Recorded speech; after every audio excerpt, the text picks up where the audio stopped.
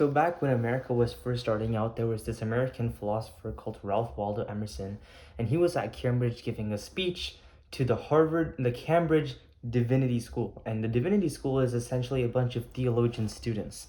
So they're all going to be pastors pretty much. And he was giving the speech, and it's a really renowned school, and he got up on the podium and absolutely dissed the school, bro, and the students. He said a speech that was so bad and so weird and so ugly that he literally got banned from Cambridge for 30 years, and Ralph Waldo Emerson never returned, even after the ban was lifted. But what did he say? Why was it so controversial what he said? And how did he diss these people, these nerds, essentially, these theologian nerds? He pretty much said that they were boring. He said they were so educated and so focused on like what was in the Bible and all about like these teachings and these theological understandings that people just didn't want to listen to them, and they were too complicated, too boring. And Emerson believed that the era of teaching that was really going to communicate with the people, with the church, with the congregation, with the secular people who don't believe in Jesus, he believed that the way to communicate with these people was through stories and through interactions and through actually sounding like a human instead of a nerd. They got so offended by that, they kicked him out. I read that in this book called Nature and Selected Essays, which is really cool. But this video is talking about books and reading, and I just told you how being a nerd is bad. But that wasn't the point. Anyone who comes up with a contrarian idea is always going to be like that. They're always going to be hated by, whatever the general public thinks is true in reality and what is good. Probably thoughts of Galileo just popped up in your head. So why do we need to read books? Why can't we just focus on reading the Bible and studying the Bible really, really well? Well, for the same reason why Emerson thought you were too nerdy, when you focus so much on one aspect, you lose sight of the beauty of that aspect. I just want to show you a couple books that I just pulled out of my shelf randomly. So, patch clamping, this is literally a textbook. In my laboratory, I need to learn about my craft. So this is a guide, a manual to everything I need to know about the art of electrophysiology.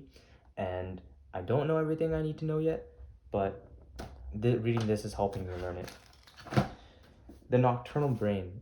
This is the book I'm reading before I go to bed every night. This doctor wrote it, and it's about sleep disorders, which is a great thing to read before sleep. But it's interesting, and I'm getting a little bit of insight into knowing what being a doctor is like. Deep Work. Everybody knows what this book is.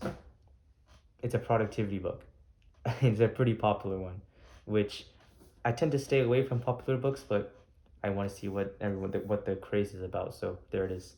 Confident Faith.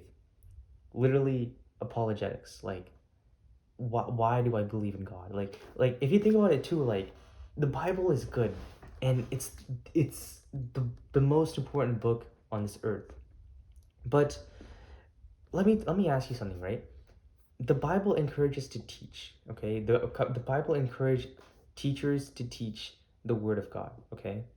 And I saw this one comment on YouTube. It was like, I used to read self-improvement books, aka Cal Newport.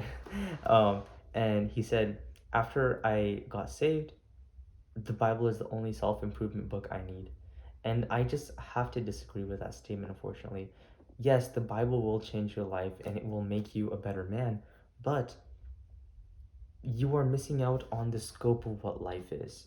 And even beyond that, why can't Christian authors, okay, write books that teach and that are accessible to people?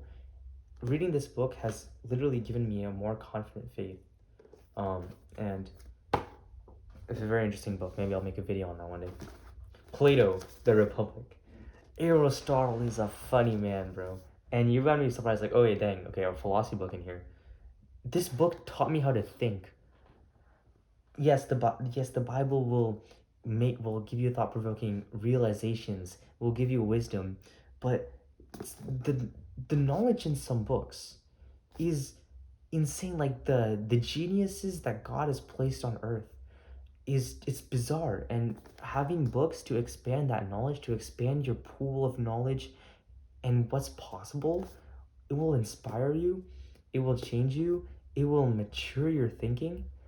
And speaking of geniuses, we even reading fiction is good. Frankenstein, Mary Shelley. It's like it's not even about like anything informational. But you read books like Jane Eyre, Hamlet, these authors were ahead of their time 200 years ago. They had ideas, they had stories, they had visions of the future that nobody could even comprehend. And if you read books like this, you see the genius between the lines, and it's just insane. It blows your mind.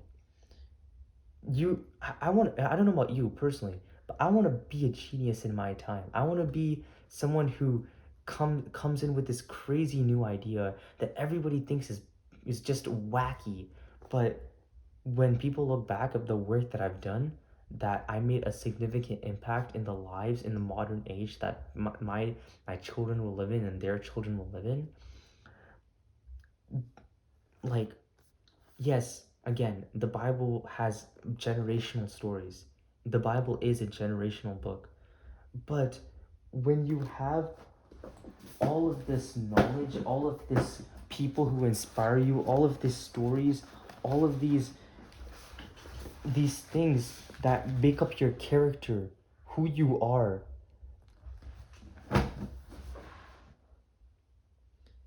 it's all behind you. It's all driving you. It's all pushing you. I didn't even in that pile. I didn't even put the book I was reading like right now, like the book I'm actually reading right now, which is called like How to Read People Like a Book. It's about communicating with people. Like this knowledge, yes, there will be a story, will be some lesson. That's why all of these YouTube videos, I always connect this knowledge with something in the Bible, because that's what the Bible is, a source of knowledge. The Bible itself is God. 1 John, the Word was God. Tripped over that. Can you just watch over? Oh, did I do that? No, I didn't. No, leave it. Oh. Hi, Apple. Can you watch the dog? Sure, Ducky. I'll watch I'm you. gonna go to bed. I already fed him. Okay. Okay, good night. Thanks, you. Good night. Bye. The Word is God. But God also left us teachers, mentors for us to be inspired by. Okay, now, books that are sus, okay, essentially secular books. This is also a very tricky line. It's kind of like online resources, you know, when you read like a vlog or a blog, but you don't really understand like the full extent of it, so you don't really know if it's right or true. You know, that's where things like prayer and like mentors and people you trust come in. And it is very true. It is very possible for you to be led astray the wrong path by reading a book that feeds you bad things. Because let's face, like, books are food, right? If you eat like junk food, your mind is gonna be full of junk food thoughts, like bad thoughts that don't serve you and actually work against you, like Satan literally working in your mind. For these sort of things, this is why the Bible is there, why the Bible anchors us. Okay, it's kind of like you go to university, right? And the university is crazy. It's people doing all these crazy things like drinking, smoking. Maybe not. They're not even on drugs. Maybe they're like, they're so ambitious that their ambitiousness rubs off you, and now you want to be very ambitious, but you're simply not. You know, you're not them. Okay, and that kind of idea of being too whatever, it's the outside world. Okay, it's all of these influences, all of these beliefs, all of these desires that are not inherently yours. But when you come home to your family, you're grounded.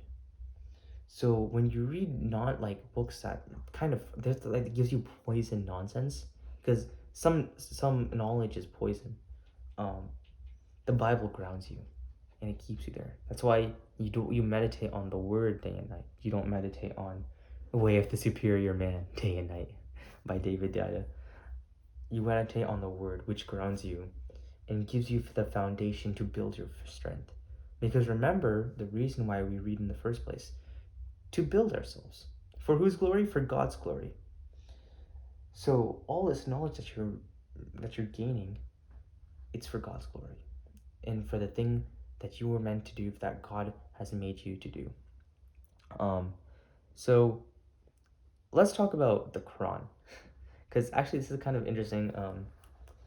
Why I read the Quran? Now I don't recommend everyone to read the Quran, but let's say you're a Christian, you're dedicated, you know the God of Abraham is the God of me, of you. I want to read the Quran, to be humbly honest. And it's a similar to reason to why I appreciate classics like 1984 and Brave New World. All these geniuses, like, and it's not necessarily that the person who wrote the Quran was a genius. It's it's more of appreciation rather for the culture, for the people, because I like all my brothers and sisters on this earth. I love my Islamic brothers and sisters. To be straight up, I respect them, and I truly love their culture, their art, their architecture, their countries, their language. Um, and it's cool. And I see the way they respect their God Allah, and I wonder what's going on here, because I don't see Christians fearing their Allah. I feel like I don't see Christians fearing God as the way these Muslims fear their Allah. So out of respect and out of curiosity and out of all of these things, I actually am in the process of getting into the Quran, reading it. But why? Like, isn't that kind of dangerous? First of all, it takes a lot to change a person's opinion. I'm not going to become Islamic. Okay. Second of all, you relate more. You relate more to your Islamic brothers and sisters more on a personal level. Whenever you talk about that, like, let's say there were some group of people who read Frankenstein, and now I'm able to relate with them in a very personal level. Having read this book about a doctor, I kind of know the position of what it means to be a physician, especially in something as difficult as sleep disorders, where people don't have control over their own lives. Like, at least an obese person, they know it's their fault. Most of this stuff's like accidents or genetic, which is really sad, or abuse, but like that's a lot of mental stuff. Anyway, it gives you like a knowledge, schema, background. So with the Quran, it's really out of appreciation and out of just fascination for the people. And I believe genuinely that reading a book out of fascination and appreciation of an art for a culture is something that we should be doing, especially if you're intrinsically interested in that topic. So, how do you read a book? Okay, let's say you pick up Plato, The Republic, and then you're like, all right, everybody, in my head, page one kiss. Right. Actually, the first sentence of this book is really artistic. Not the introduction. Where is it? Yesterday, I went down to the Pyrus with Glaucon, Ariston's son, to offer my devotions to the goddess. Okay, that didn't make any sense, but when you read the book, you really understand how artistic and how beautiful that first sentence is. I can't get into it, maybe another video. Okay, but anyway, the point is, you read page 2, page 7, page, maybe you can even get to page 20, and then you put it down, and then most likely what happens is that your motivation never fills up again, and you never finish the dang book. Okay, not the best way to read books, actually. So learning happens very organically. Okay, your brain won't remember something if it doesn't care about it. So the way to make your brain care about anything is to have a problem to solve.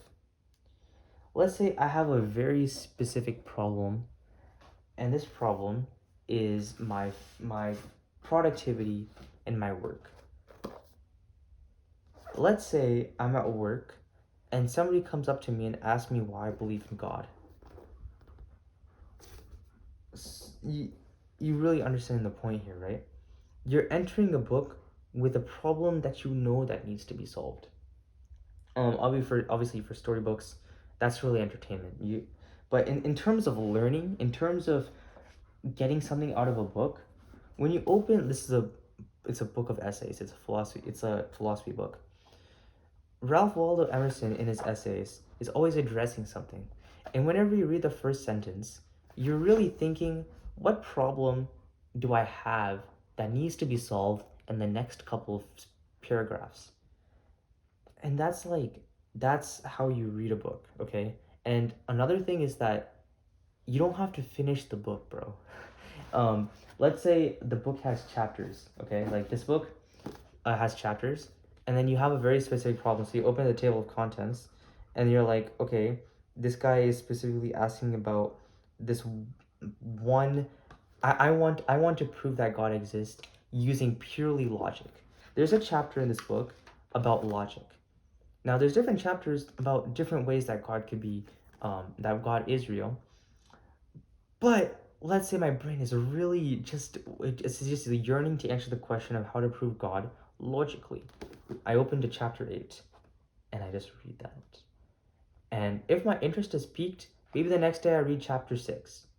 But if I'm not interested to read it, the crazy part is that you don't have to actually read the whole book. You don't have to read it from page 1 to the end.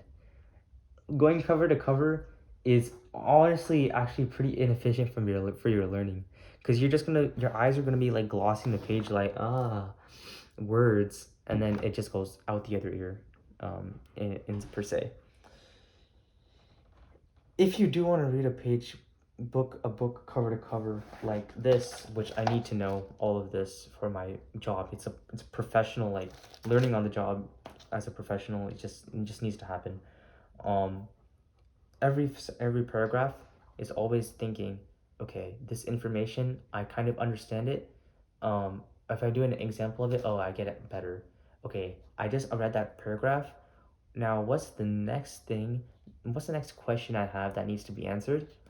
Oh, I'm curious what this thing is. And now I'm going to read the next paragraph looking for that answer. And that's how you read a book. It's not about finishing it. It's about just enjoying it and solving problems. It's really just that. Enjoying it, really and genuinely enjoying it. And if enjoying it means skipping around pages here and there, so be it. Like, that's your organic learning experience, and that's how you should be reading a book if that best matches you. Now, starting the Bible, slightly different. I have a video on that. I'll put a card here. Yeah, this is the first time I'm putting a card. I put a card right here. Hopefully I don't forget. With that, that is the end of the video. Thank you so much for watching.